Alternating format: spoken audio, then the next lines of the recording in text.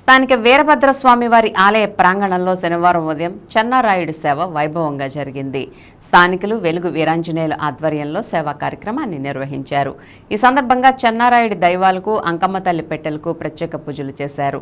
కత్తి సేవ, వీరతాళ్లతో సేవ చేశారు. అనంతరం గ్రామోత్సవం జరిపించారు. భక్తులు అధిక సంఖ్యలో సేవలో పాల్గొన్నారు.